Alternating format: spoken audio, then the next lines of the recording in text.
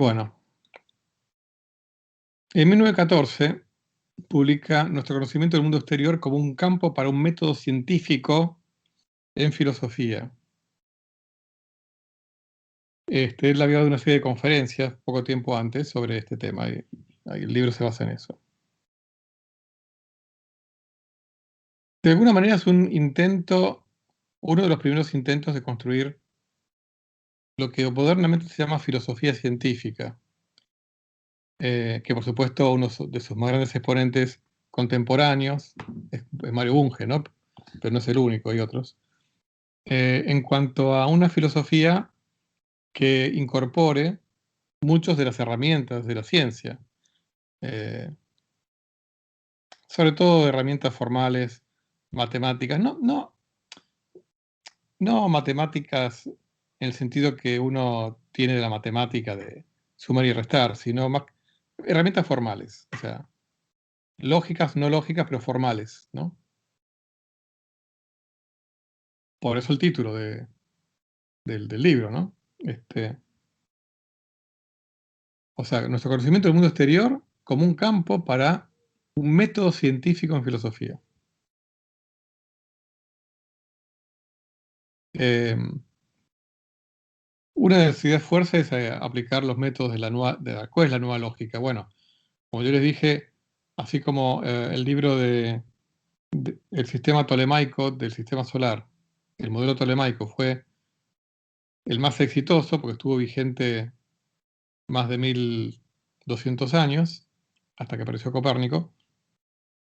El sistema lógico o la lógica de Aristóteles fue la lógica más exitosa porque estuvo vigente durante más de 2200 años, ¿no? Hasta que apareció Bull y otros, eh, en las que propuso una lógica superadora. No es que la lógica de Aristóteles esté mal, sino que Bull y los que vinieron después introdujeron una lógica superadora, más amplia, ¿no? O sea, no limitada a las proposiciones tipo sujeto-predicado, ¿no? Sustancia, atributo. Este, la lógica puede ser mucho más que eso. Entonces, la idea de Russell en este libro es aplicar esa nueva lógica, digamos, al método filosófico, o sea, la forma de, de pensar en filosofía. Este, y bueno, acá también se mete justamente en el problema de cómo saltar, digamos, de nuestras percepciones y propiocepciones al conocimiento del mundo exterior sin pasar ni por filosofías idealistas ni por filosofías a la Parménides, ¿no? O sea, que nieguen el cambio o la pluralidad. Pero bueno, en lo que a nosotros respecta no nos interesa demasiado, en lo que respecta al tiempo, lo vamos a simplemente mencionar. En este nuevo paréntesis biográfico, les cuento que en 1915, como vimos en la clase pasada, nunca dejó de lado todo su interés por problemas sociológicos, políticos, y en 1915 escribe Principios de reconstrucción social o ¿Por qué hacen la guerra a los hombres?, que fue quizá su primer bestseller. Donde ahí propone ahí que es un libro medio psicológico. Él habla de que los impulsos más importantes que moldean a los hombres son propósitos conscientes, en donde él los resume en dos categorías, los posesivos y los creativos. Y por supuesto los creativos son los que posibilitan una vida mejor. Los posesivos son los que llevan a las guerras, por ejemplo, ¿no? Por supuesto que son propósitos conscientes. Luego, por supuesto que eh,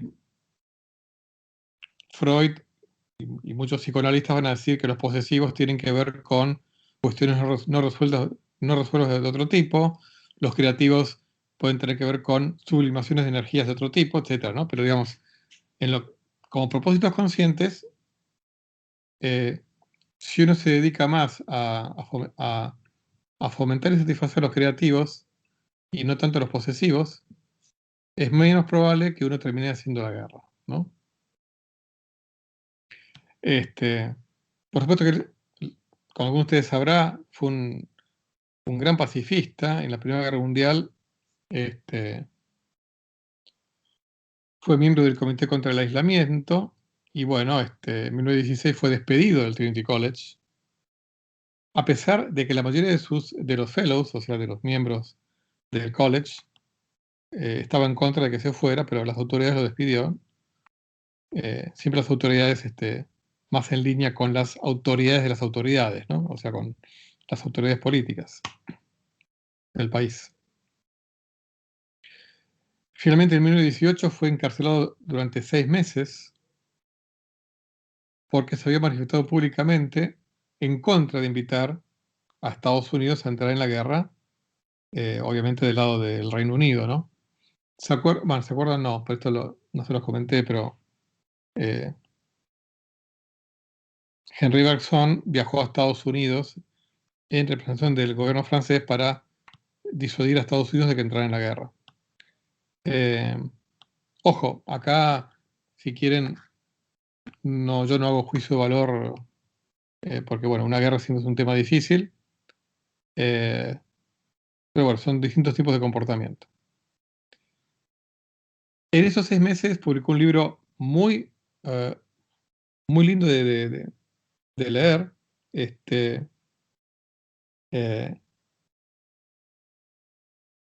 Lindo. O sea, en realidad es un libro arduo, pero digamos, infinitamente más amable que el Principio de Matemáticas. Acá les transcribí un fragmento del volumen 2 de la autobiografía. Él recuerda, dice: fui sentenciado a 6 meses de prisión. Todo esto, sin embargo, estuvo lejos de ser desagradable. Mantuvo vivo mi respeto hacia mí mismo y me proporcionó algo en qué pensar menos doloroso que la destrucción universal. O sea, siempre Russell es muy gracioso, ¿no? Porque con un estilo muy sencillo habla de cosas terribles, ¿no? O sea, menos doloroso que la destrucción universal. Gracias a la intervención de Arthur Balfour, se me colocó en la primera división, o sea, de la cárcel, ¿no? De forma que mientras estuve en prisión, se me permitió leer y escribir cuanto quise, siempre que no fuera propaganda pacifista. En muchos sentidos, encontré bastante agradable la prisión. No tenía ocupaciones fijas, decisiones difíciles o miedo a visitantes ni interrupciones en mi trabajo. Leí muchísimo. Escribí un libro, Introducción a la filosofía matemática, y comencé a trabajar en análisis de la mente.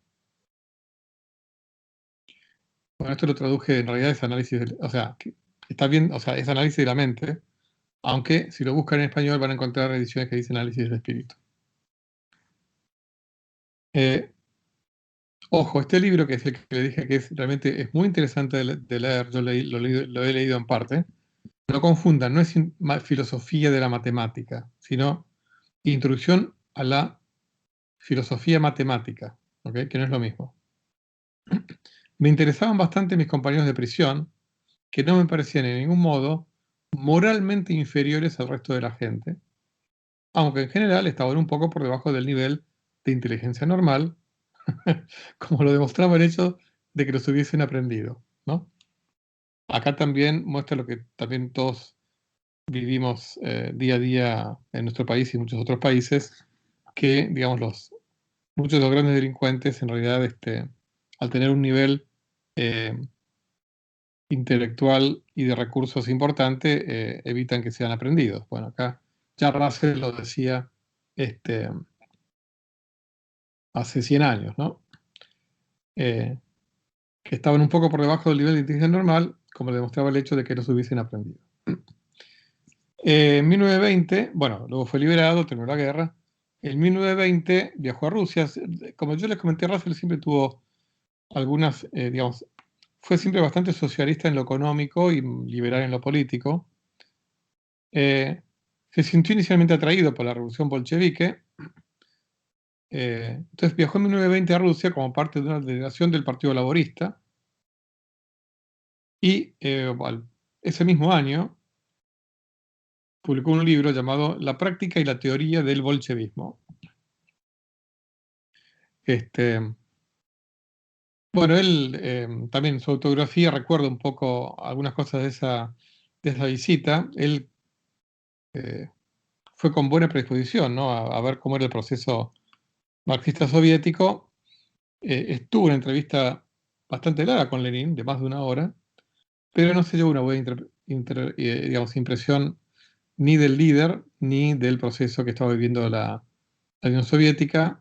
Y esto lo dice en este párrafo, dice, la crueldad, la pobreza, la sospecha y la persecución se cernían en el aire que respirábamos. Nuestras conversaciones eran continuamente espiadas. Uno podía escuchar disparos durante la medianoche y tener la certidumbre de que los idealistas estaban siendo fusilados en la cárcel. Había una hipócrita pretensión de igualdad y a todo el mundo se le llamaba Tovarich. Pero era sorprendente cómo cambiaba el tono de voz si la persona a quien uno se dirigía era Lenin o un criado indolente. Me di cuenta de que todo lo que valoro en la vida humana estaba siendo destruido en aras de los intereses de una filosofía nimia y estrecha, y que en este proceso se estaban infligiendo inenarrables sufrimientos a millones de personas. Mi horror crecía con cada día que pasaba en Rusia, hasta que perdí toda capacidad de juicio. O sea, bastante descarnada la narración. Bueno, es más larga, pero yo les traje solamente este párrafo. Bastante descarnada la narración de su experiencia. Bueno, en 1919 había sido ya reincorporado oficialmente al Trinity College, pero al poco tiempo de regresar de Rusia recibió una invitación de China para dictar conferencias, así que pidió una licencia en el Trinity College y durante los años de 1920 y 21 aprovechó y viajó a Japón también. Así, bueno, de este viaje publicó un libro en 1922 llamado El problema de China. Finalmente, en 1921 renunció al Trinity College, aunque regresó ocasionalmente. En 1926 dictó las Turner Lectures, unas lectures tradicionales en el college. De esas lectures iba a surgir el libro El análisis de la materia. Volvió a ser fellow en el Trinity College entre 1944 y 1949. Bueno, volviendo a la década del 20, cuando regresó de Oriente, tramitó el divorcio de su primera esposa, Alice Purcell Smith. Era una americana cuáquera, se había casado muy jovencito, a los 22 años. O sea, estamos hablando de en 1922 más o menos, o sea que en esa época ya tenía 50 años más o menos. Su primer matrimonio fue muy largo, cerca de 28 años. Pero bueno, ya tenía una relación con una mujer de un perfil bastante diferente a su primera esposa, con la cual rápidamente se casa, una escritora que era socialista y feminista, Dora Black, con la cual va a tener sus dos primeros hijos. O sea, fíjense que él empieza a tener hijos ya de bastante grande.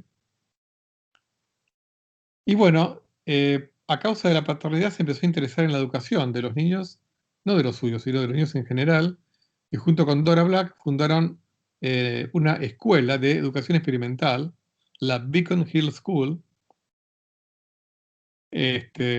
Como verán, se fue abandonando bueno, ya digamos, lo que es su actividad lógica tan abstracta la había abandonado ya a partir de los primeros años de la década de 1910, en la cual, como digamos, no les comenté, pero él estuvo no solamente pensando en suicidarse más de una vez, sino estuvo al borde de un surmenage, del cual él dijo que luego de publicar su Principia Matemática, nunca iba a tener la capacidad intelectual que tenía antes a nivel abstracción. De todas maneras, digamos, todos en términos relativos, ¿no?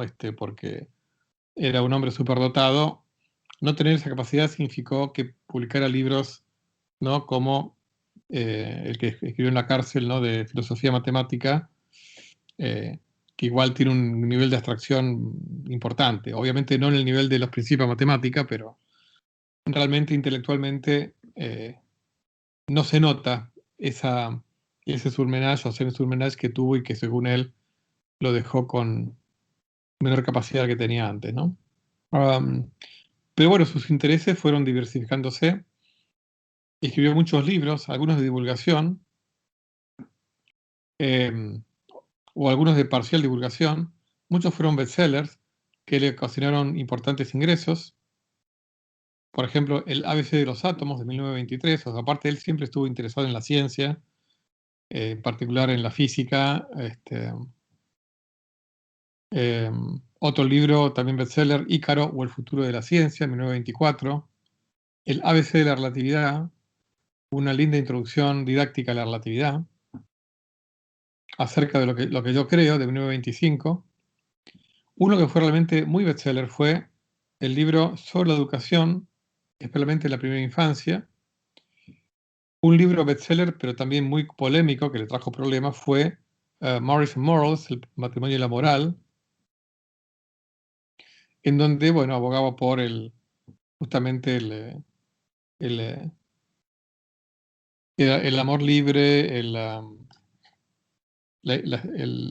establecimiento del divorcio en todo el mundo y no solamente en los poquísimos países donde existía en esa época.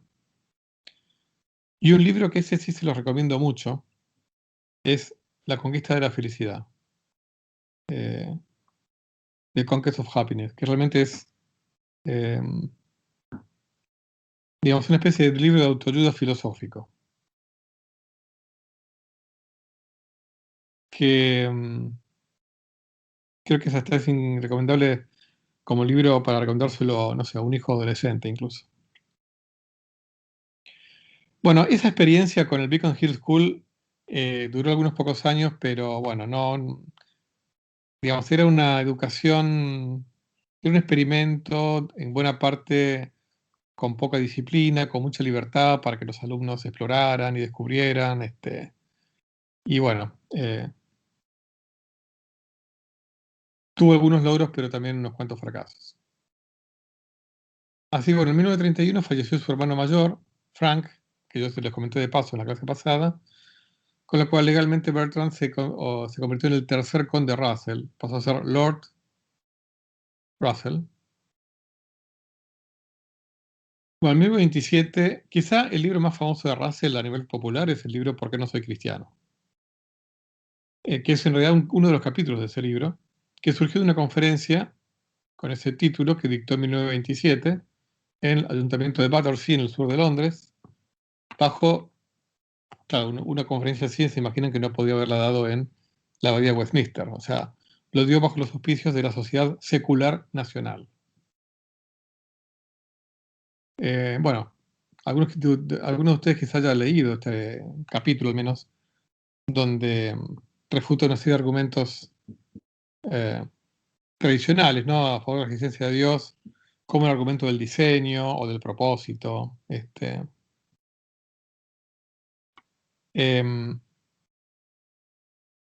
Y voy a citar un fragmento de ese capítulo, aunque en realidad el título no tiene nada que ver con el tiempo, pero de hecho yo se los comenté en la introducción general del curso histórica, que nos llevó más de un mes, que tiene que ver con la flecha del tiempo, ¿no? Por eso ahora lo vamos a comentar en este contexto biográfico y dedicado a Russell.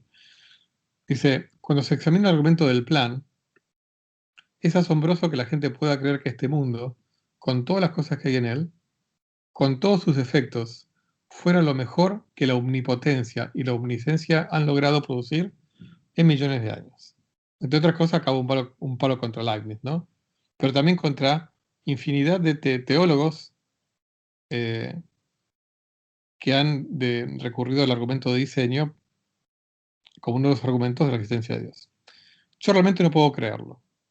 ¿Creen que si tuviera la omnipotencia y la omnisciencia y millones de años para perfeccionar el mundo, no producirían nada mejor que el Ku Klux Klan o los fascistas? Además, si se aceptan las leyes ordinarias de la ciencia, hay que suponer que la vida humana y la vida en general de este planeta desaparecerán a su debido tiempo. Es una fase de la decadencia del sistema solar. Acuérdense cuando hablamos de Lord Kelvin y demás, ¿no? En una cierta fase de decadencia se tienen las condiciones y la temperatura adecuadas al protoplasma. Y durante un corto periodo hay vida en la vida del sistema solar. La Luna es el ejemplo de lo que le va a pasar a la Tierra. Se va a convertir en algo muerto, frío y sin vida. Bueno, puede ser o no, pero obviamente el argumento de la fecha del tiempo y de la muerte del universo térmica es un argumento, digamos, que le viene bien a quien quiere refutar, si no la existencia de Dios, al menos la existencia del argumento de diseño, ¿no? Pero bueno, como complemento, digamos, siempre Russell tiene esa no ambivalencia, no es una ambivalencia, sino un equilibrio, ¿no?, entre posiciones optimistas y pesimistas, platónicas y terrenales, etcétera, ¿no? Dice, hablando de la muerte térmica, ¿no?, igual él dice, me dicen que este criterio es deprimente, que si la gente lo creyese, ¿no?, la muerte térmica, no tendría ánimo para seguir viviendo. Eso es una tontería. Nadie se preocupa por lo que va a ocurrir dentro de millones de años.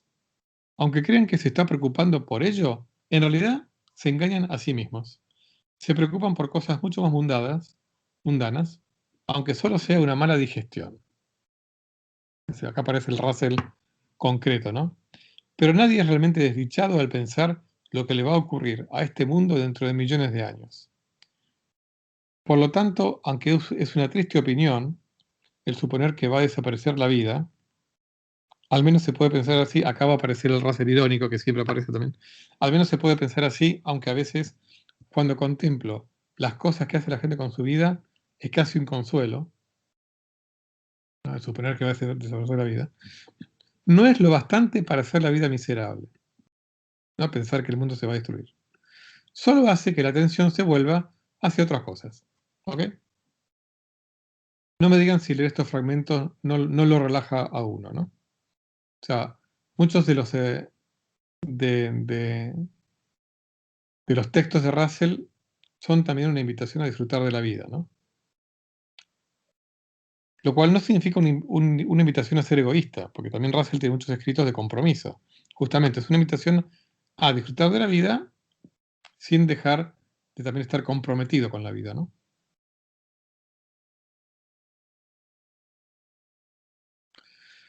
Este, y todos hemos visto, más de un intelectual, cómo se nota cuando muchas veces imposta una sensibilidad, quizá no por el universo, pero sí por la humanidad, que a veces, oculta otros intereses, ¿no? Lo cual igual distingo claramente el tema de la banalidad de mostrar preocupación por la muerte del universo frente a la claramente no banalidad de mostrar preocupación por una eventual autodestrucción de la humanidad. Son dos cosas distintas, por supuesto. Por acá, bueno, en 1931 publica un libro en la perspectiva científica o Scientific Outlook, donde es un libro que tiene, por un lado, en la primera parte, una descripción del método científico, digamos, todas las bondades del método y por qué llevó a los éxitos que tuvo, digamos, la lógica que hay detrás de ese método, ¿no?, la filosofía, si quieren, o digamos, detrás de ese método, eh, y también propuestas de cómo se puede aplicar ese método científico, o sea, también tiene fragmentos históricos, es este sí es un libro llevadero, no es un libro de filosofía de la ciencia abstracto, es un libro, ya les digo, con ejemplos históricos y propuestas sobre cómo aplicar el método científico a la organización de la sociedad y al gobierno de los países, ¿no? Publica otro libro en 1935, Elogio de la sociedad o del ocio, y otros ensayos. También es muy entretenido este libro, también muy de sentido común y de, como dirían los ingleses, de down to earth philosophy, filosofía, ¿no?, del mundo cotidiano. Y otro libro, Religión y Ciencia, también de interés para el que le interesa justamente los problemas de la relación entre la religión y la ciencia. Bueno, en 1932 se divorcia de Dora Black, y en el 36 contrae matrimonio con su tercer esposa, con la cual va a tener su tercer y último hijo, Patricia Spence, de sobrenombre Peter. Siempre fue pacifista, pero ante la amenaza del nazismo, por primera vez, su pacifismo adquiere un cierto matiz. Es como que la amenaza del nazismo, digamos, pone a prueba su pacifismo radical. Y en el volumen 2 de su autobiografía quise compartir con ustedes este fragmento. Dice: toda mi naturaleza se había visto envuelta en mi oposición a la Primera Guerra, mientras que aquel que apoyaba la Segunda era un yo dividido, o sea, él estaba dividido. A partir de 1940 jamás he vuelto a poseer el mismo grado de unidad entre opinión y emoción que alcancé entre 1914 y 1918. Creo que al permitirme a mí mismo esa unidad, había incurrido en una creencia en un grado mayor del que puede justificar la inteligencia científica.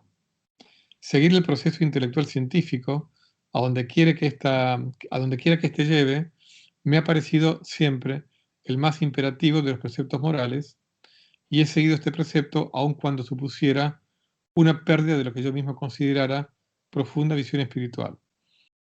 Digamos, aquí uno podría interpretar que su criterio científico lo llevaba más a pensar que había que parar de alguna manera la amenaza nazi, aunque su visión espiritual y emocional lo llevara a seguir pensando que la guerra es horrible, ¿no? Así que bueno. Luego, en 1938 publica un análisis muy interesante sobre el poder, las formas de poder en la sociedad. En buena parte tiene actualidad este análisis, Power and New Social Analysis. Está la versión en español también. Poder, un nuevo análisis social. Luego en 1940 publica otro libro en donde muestra para mí que claramente intelectualmente seguía brillante. Una investigación sobre el significado y la verdad. Es un libro de lógica y epistemología, con, digamos, reflexiones muy, muy profundas y por momentos formales, por momentos no, o sea, con herramientas formales, por momentos no, sobre teoría del conocimiento y filosofía del lenguaje. Este libro se basó en un curso que dio en Oxford titulado Las palabras y los hechos. Bueno, a fines de la década del 30 se traslada a Estados Unidos. Primero es profesor de la Universidad de Chicago, luego de la Universidad de California en Los Ángeles. Luego ocurre un famoso escándalo, cuando en 1940 es designado profesor en el City College de Nueva York, donde un juzgado anuló el nombramiento debido a denuncias, en particular de un par de señoras de la alta sociedad neoyorquina, sobre sus opiniones contrarias a la moral, en particular sobre el libro que yo les comenté, Matrimonio y Moral, ¿no? O sea, donde él no solamente apoyaba el divorcio, sino también apoyaba una vida sexual más libre, en particular, al menos previa al matrimonio, y en lo que respecta a la vida sexual en general, una condición completamente de igualdad entre hombres y mujeres. Eso es lo que propone Russell en este libro, ¿no? Imagínense este libro en 1929, ¿no? Bueno, por supuesto que había muchos intelectuales que apoyaban estas ideas, y de hecho, por ejemplo, John Dewey, que algunos de ustedes lo conocerán, un famoso filósofo norteamericano del siglo XX, intercedieron por Russell, pero no tuvieron éxito. Russell tenía cierta, no amistad estrecha, pero un cierto vínculo, sobre todo epistolar, con Einstein. Y Einstein, a propósito del escándalo Russell, escribió una carta abierta donde, entre otras cosas, decía: los grandes espíritus siempre han encontrado una oposición violenta de mentes mediocres, ¿no? Defendiendo a Bertrand Russell. Lo que hizo Russell, bueno, como no podía dar clase en el City College, lo que hizo fue dar algunas conferencias sueltas en Harvard, y dar clases de historia de la filosofía en una fundación llamada Fundación Barnes, y finalmente regresó a Estados Unidos e ingresó de nuevo al Trinity College en 1944. De esas, uno dice clases de historia y parecería que preparó algunos apuntes para dar unas clases de historia de la filosofía. No, muy lejos de eso. Bueno, otro texto que yo también lo daría como bibliografía como mínimo sugerida o alternativa complementaria para los alumnos de los primeros años de filosofía es La historia de la filosofía occidental. Es una obra monumental de como 700 páginas que publicó en 1945 a partir de esas clases, ¿no?, de historia que dio en la Fundación Barnes. Una obra monumental de 700 páginas, brillante, única en su estilo, porque es una historia en donde a cada filósofo, además de hablar de su pensamiento, habla de su vida, de su entorno, y en muchos casos relacionándolo con su pensamiento.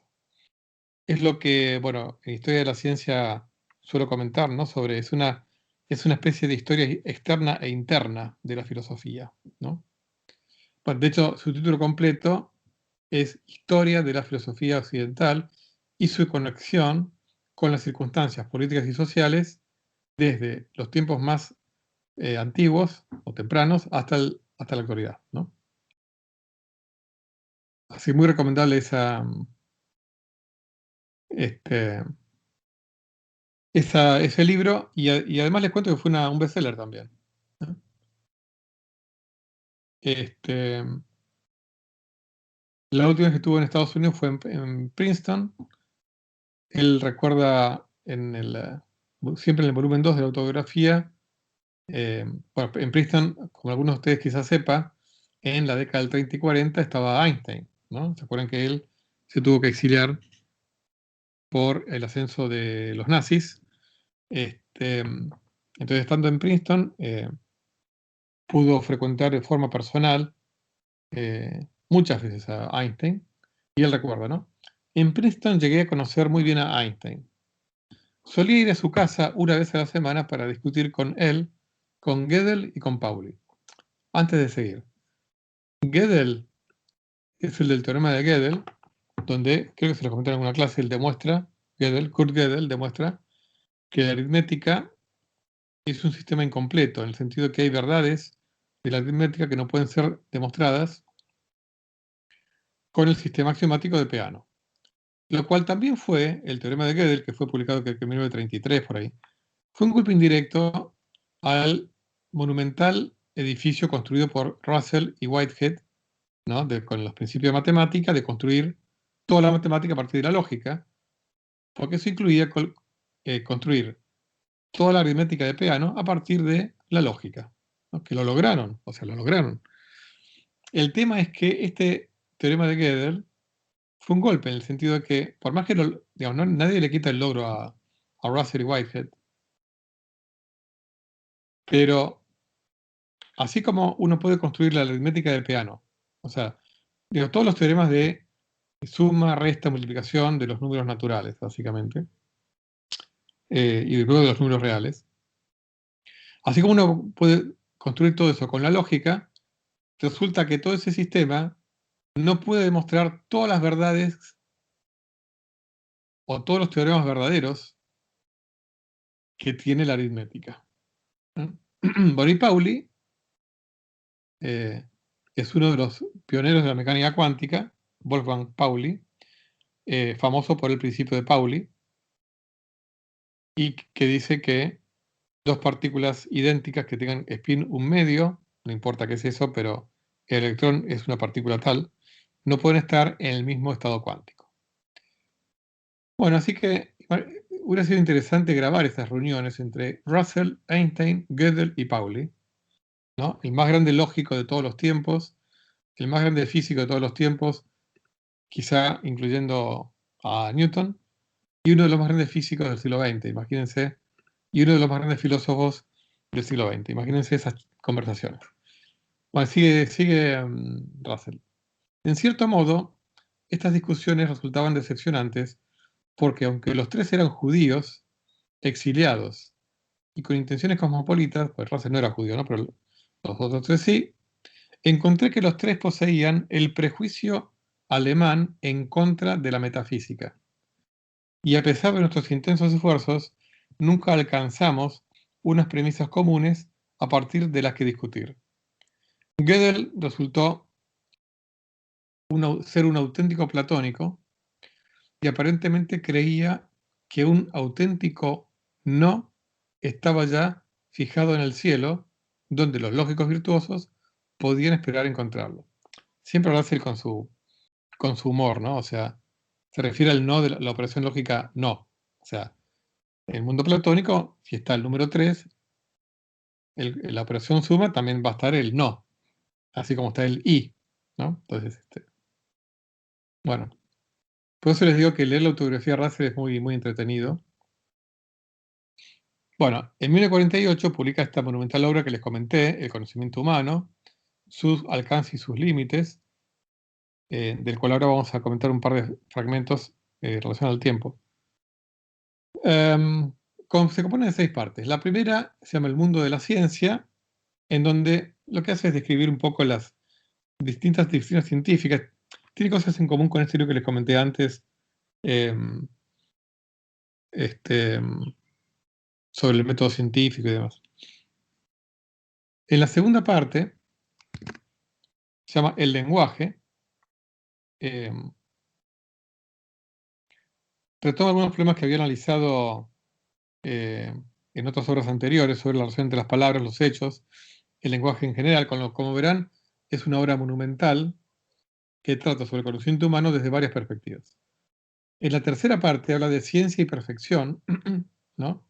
O sea, se llama así, y analiza la relación entre, o el problema de nuestras percepciones del mundo y cómo de esas percepciones podemos saltar al conocimiento del mundo y las leyes científicas.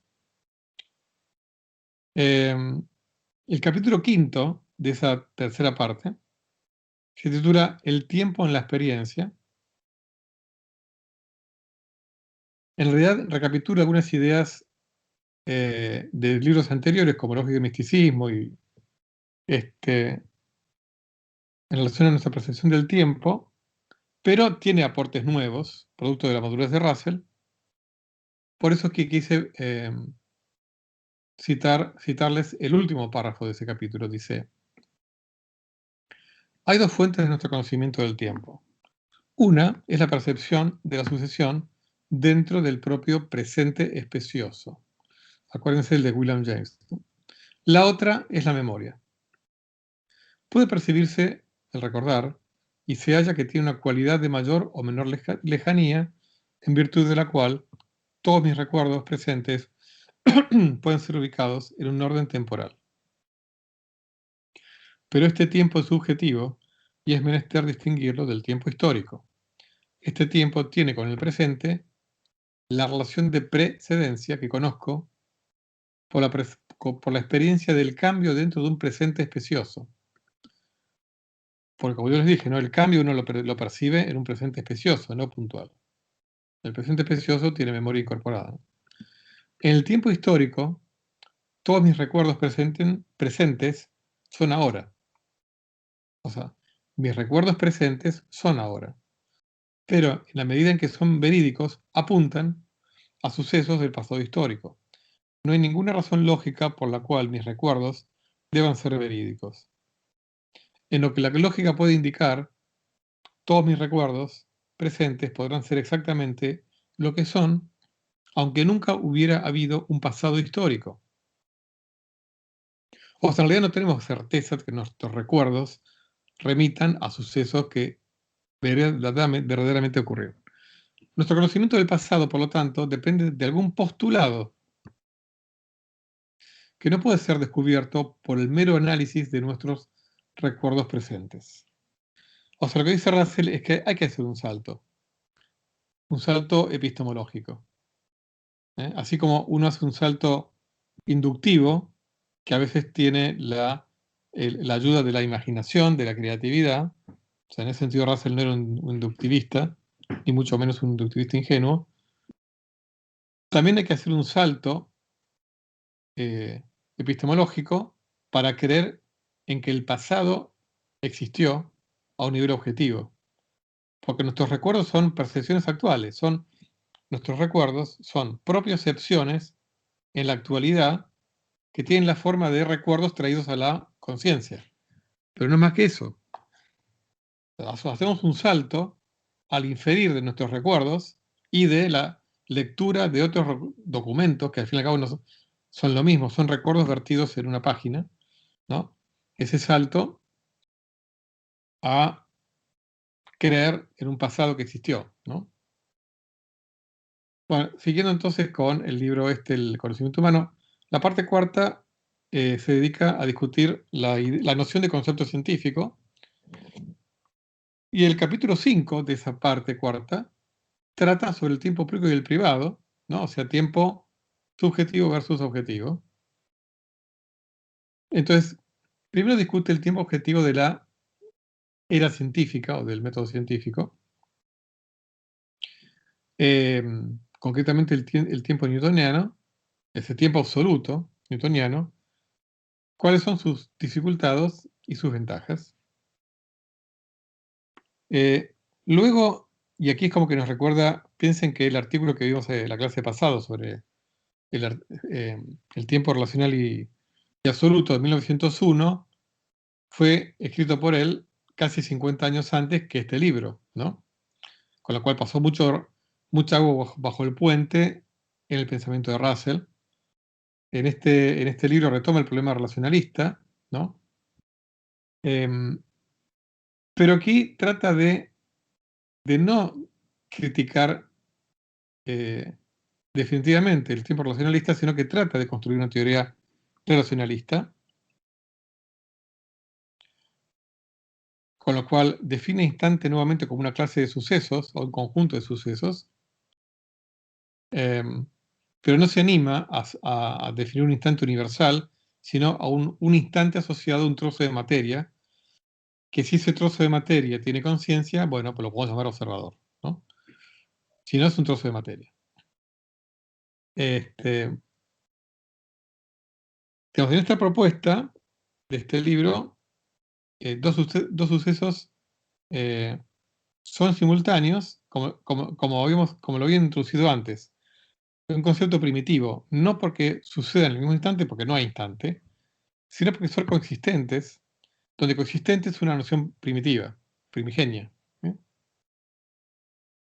el caso de que estos sucesos no sean puntuales, basta con que tengan una intersección temporal no nula. Entonces, él define o efectúa las siguientes definiciones. Él define es un intento, ¿no? Un suceso es algo que precede a, sigue a o se traslapa con algo. Donde precede, sigue o traslapar, que sería ser simultáneo con, son nociones primitivas. La biografía a la que pertenece un suceso consiste en todos los sucesos a los que aquel precede o sigue o con los cuales se traslapa. Acuérdense que esto es algo relacionado a una porción de materia, ¿ok? O sea que aquí biografía se nutre de sucesos que están relacionados temporalmente con otros. Entonces, un instante es una colección de sucesos pertenecientes a una biografía y que tienen las dos siguientes propiedades. Dos sucesos cualesquiera de la colección se traslapan. Y B, ningún suceso exterior a la colección se traslapa con todos los miembros de la colección. ¿Qué quiere decir esto? Un instante, pero un instante asociado con ese pedazo de materia, ¿no? Que podemos ser nosotros, cualquiera de nosotros, es una colección de sucesos en donde todos se intersectan con todos e incluye a todos los sucesos que cumplen con esa condición. O sea, por eso fue la condición B. No deja de lado ningún suceso que se traslape con todos los miembros. O sea, sí puede dejar de lado con sucesos que se intersecten con algunos de esos sucesos. En realidad yo tendría que haber incorporado algún diagrama para que se imaginen qué es esto. Entonces, imagínense sucesos que tienen una duración finita y que todos se intersectan con todos. Lo cual igual no significa que no quedan partecitas de esos sucesos que no se intersectan con partecitas de otros. Si yo puedo imaginarme por eso voy a seguir aclarando. Yo puedo imaginarme un suceso que se superpone parcialmente a alguno de esos sucesos, pero no a otros. Bueno, a ese yo no lo voy a incluir en la noción de instante. O sea que instante se nutre de una colección de sucesos que todos tienen algún instante en común, o sea, algún punto en común temporal, aunque no tengan todos en común, alguno, ¿ok? A eso lo llamo instante. O sea, para Russell, la noción de instante es una noción que puede ser incluso extensa en el tiempo. Por eso esto da para pensar, luego a quien quiera le puedo aclarar más las cosas y lo que puedo hacer es buscar algún diagrama que pueda aclarar mejor de qué tenía en la cabeza Russell con eso, ¿no? Pero bueno, aceptando que un instante es una colección de sucesos que aunque sea parcialmente son simultáneos entre sí, o sea que instante no es, fíjense, esta es una formulación relacional. Un instante no es un instante de tiempo absoluto, es una colección de sucesos simultáneos entre sí, aunque sea parcialmente. Entonces él dice, un suceso existe en un instante si es miembro de dicho instante. O sea, eso es sencillo. Si uno aceptó que un instante es una colección de sucesos, un suceso existe en un instante si es miembro de dicho suceso. Se dice que un instante es anterior a otro si hay un suceso en el primero que preceda totalmente algún suceso del otro. Como instantes son colecciones de sucesos, se dice que un instante es anterior a otro si hay un suceso en el primer instante que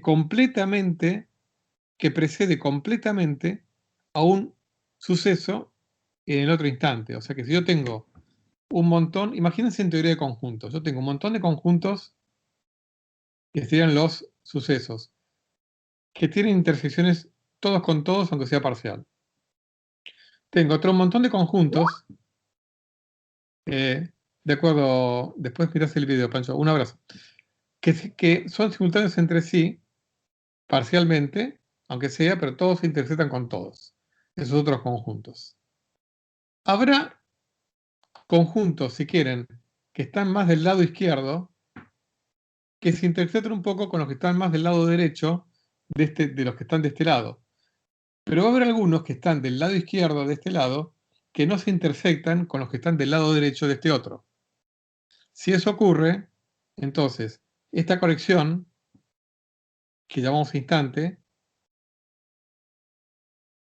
es anterior a esta colección que llamamos instante y que está acá.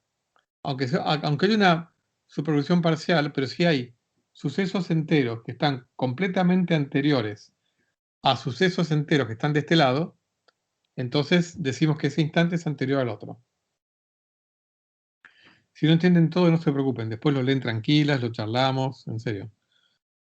Bueno, para terminar acá, ¿no? Una serie temporal de un instante dado es una serie de instantes de los cuales el instante dado es uno y con la propiedad de que de dos cualesquiera, uno es anterior al otro. Esto es y finalmente una serie temporal es la serie temporal de algún instante.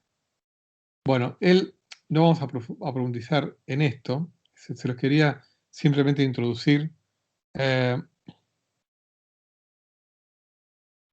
em, O sea, una serie a la que pertenece un instante dado es una serie de un montón de instantes en los cuales todos están relacionados entre sí de alguna manera. Uno anterior al otro, el otro anterior al uno, o sea, están relacionados.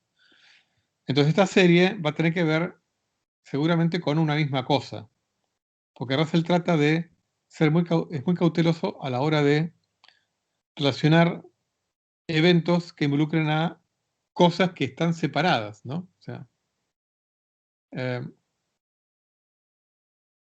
por supuesto que yo acá, como escribo acá, el punto más oscuro es cuál es la noción de suceso. Es una noción que queda indefinida, es una noción primitiva, ¿no? Quizá Russell fue cuidadoso porque quizá tenía en mente la teoría de la relatividad, en donde hay que ser muy cuidadoso a la hora de relacionar los tiempos de objetos distintos. Por eso aquí Russell eh, eh, habla de sucesos e instantes de un dado objeto. ¿Okay? Este,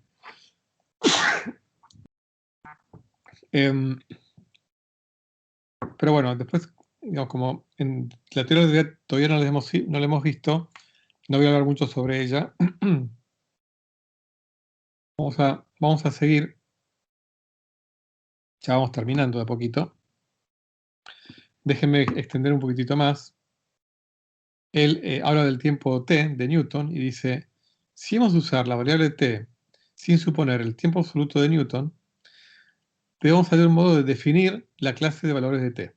O sea, ¿cómo hablar de la famosa variable de t en una ciencia o filosofía en donde no valga el tiempo absoluto de Newton? Bueno, entonces para él ese variable t la va a definir de forma tal que dice, debemos hallar una forma de definir la clase de valores de t, es decir, instantes, pero que no debe formar parte del vocabulario mínimo, el cual, en cuanto no es meramente el de la lógica, debe consistir en palabras cuyo significado sea conocido por experiencia. Entonces, él reconoce el problema de definir la variable t si yo instantes lo estoy definiendo a partir de la noción de eventos, ¿no? Entonces, el instante t finalmente tiene que ser definido o construido a partir de las nociones de suceso. No puede haber un instante primitivo. El instante, en cuanto a un punto de la variable t, un valor de t, tiene que ser derivado, ¿no? Entonces dice, las definiciones son de dos tipos, que podemos llamar respectivamente denotativo y estructural. Un ejemplo de definición, acá se mete en el problema de la definición para poder también aplicarla a cómo definir el tiempo st, ¿no? Un ejemplo de definición denotativa es el hombre más alto de Estados Unidos. Ciertamente esta es una definición, pues debe haber una persona y solo una a la cual se aplique, pero define a la persona solamente por sus relaciones, o sea, más alto que. Generalmente, una definición denotativa define una entidad como la única que tiene cierta relación o ciertas relaciones con una o más entidades conocidas. En cambio, cuando lo que deseamos es definir una estructura compuesta de elementos conocidos, podemos definirla mencionando los elementos y las relaciones que constituyen la estructura. Esto es lo que llamo una definición estructural. Ahora voy a aclarar qué es eso. Si lo que estoy definiendo es una clase, solamente puede ser necesario mencionar la estructura, pues los elementos pueden carecer de importancia. Por ejemplo, puedo definir un octógono como figura plana de 8 lados. Esta es una definición estructural. O sea, estructural sería definir la vaga redundancia a partir de su definición, o sea, a partir de sus características. Pero también podría definirlo como un polígono cuyos ejemplos conocidos están todos en los lugares siguientes y dar una lista de ellos. Esto sería una definición denotativa. Entonces, para él, definición denotativa involucra relaciones digamos, de lo definido. Entonces, claro, estas relaciones tienen que, em, digamos, tienen que involucrar relaciones que alcancen para especificarlo, ¿no? Si no, me queda sin especificar. Y obviamente no puedo confundirlo con lo que estoy definiendo, con otro definiendo. Entonces, una definición que no involucre relaciones del definiendo tendrá que describir propiedades intrínsecas. ¿Eh? Si no puedo recurrir a relaciones. Por ejemplo, su estructura, o la estructura de algo que yo estoy definiendo digamos, es parte de sus propiedades intrínsecas, incluyendo las propiedades de los componentes de esa estructura. Ahora, y repito, tampoco tienen por qué entender completamente esto. Esto lo podemos ir aclarando en sucesivas charlas, ¿no? Pero digamos, ¿qué tipo de definición admite Russell para la variable t de la física? En el caso particular de la variable t, está excluida una definición denotativa por nuestro rechazo del tiempo absoluto. O sea, no lo va a definir a partir de sus propiedades, porque no existe. No existe el tiempo absoluto, no existe una entidad con una estructura o con propiedades, etc., ¿no? Por lo tanto, debemos buscar una definición estructural. Perdón, me acabo de contradecir, pero lo que está diciendo es buscar una definición en función de los componentes que puede tener esta cosa, que en sí no es última. ¿Ok? En sí no es última, sino que tiene componentes, que le proveen una estructura. ¿Cuáles son los componentes que dan esta estructura a la variable t? Bueno, son esos instantes, pero esos instantes, según Russell, tenían una estructura que tiene que ver con los eventos. ¿Cuáles son los elementos conocidos que le pueden dar estructura a estos instantes que le dan estructura a la variable t? Bueno, dice, tenemos como datos de la experiencia las relaciones traslapamiento y precedencia, y hallamos que por medio de estas podemos construir estructuras que tienen las propiedades formales que la física matemática exige de los instantes. Tales estructuras, por ende, satisfacen a todos los fines requeridos sin necesidad de ninguna suposición ad hoc. Esta es la justificación de nuestras definiciones. Bueno, concretamente sería, el tiempo t se define a partir de sus partes, que son los instantes, pero los instantes se definen a partir de los componentes fundamentales, que son los sucesos. Ahora, los sucesos, ¿cuáles son a los que yo tengo acceso? Y los sucesos que yo percibo en forma directa, o sea, esos sucesos. Luego tendré que hacer un salto a sucesos que trasciendan mi mundo fenomenológico.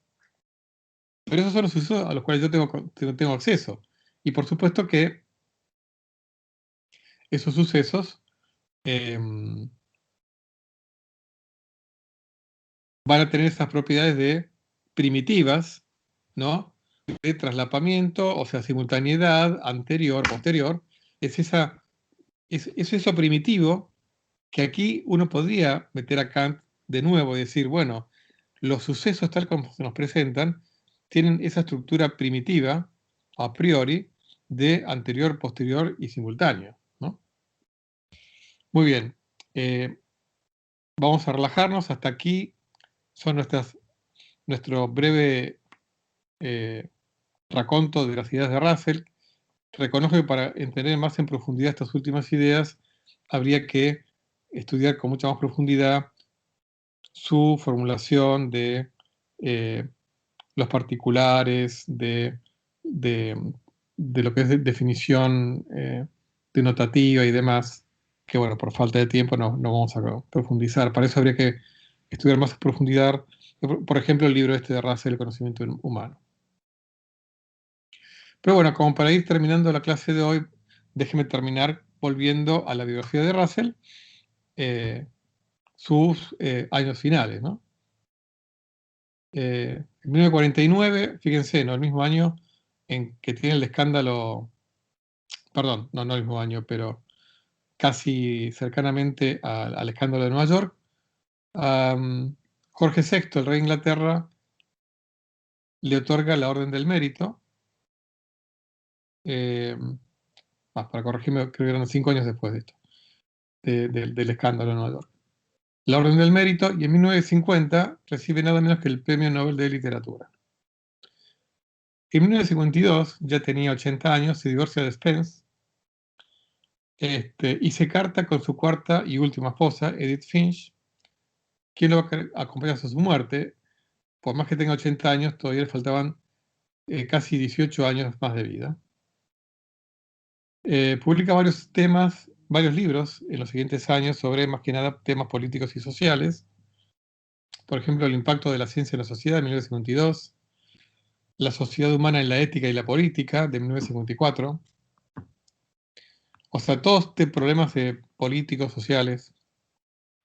Entendiendo la historia y otros ensayos, de 1958. El sentido común en la guerra nuclear. Él ya a partir de Hiroshima y Nagasaki se muestra profundamente preocupado por la guerra nuclear, muy preocupado, y por eso escribe muchos libros y artículos sobre eso. Y realmente yo diría que su principal actividad en las décadas 50 y 60 fue a favor de la paz y en contra de la proliferación de armamento nuclear. Pero esto en contra de todos, no solamente de la Unión Soviética, sino también de Estados Unidos. En 1955 firma, junto a otros 10 intelectuales, muchos de ellos físicos, el manifiesto Russell-Einstein, que fue un llamado al desarme. En 1961 tenía 89 años, pero seguía gozando de una muy buena salud. Russell fue puesto en la cárcel con 89 años durante 7 días por supuestamente violar la paz, porque encabezó una manifestación antinuclear en Londres, ¿no? Piensen que estamos en plena Guerra Fría, ¿no? Plena Guerra Fría.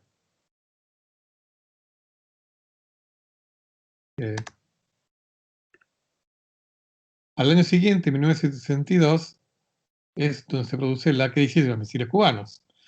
Bueno, ahí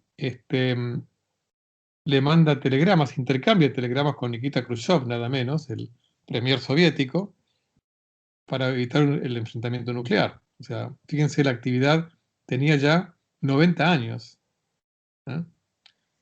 En 1963 recibe el Premio Jerusalén por la libertad del individuo en la sociedad.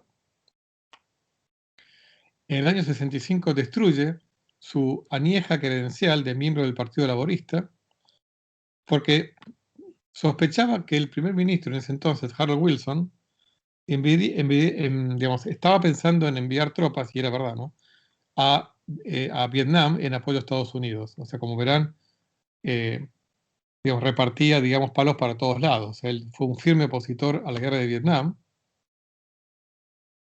Piensen que acá estamos hablando de un hombre que ya tenía 93, 94 años, entre 1966 y 67, junto con Jean-Paul Sartre y otros. Russell constituye el Tribunal Russell para los crímenes de guerra en Vietnam. Realmente los informes de los crímenes de guerra de Estados Unidos en Vietnam estaban llegando y Russell no era ajeno a ellos.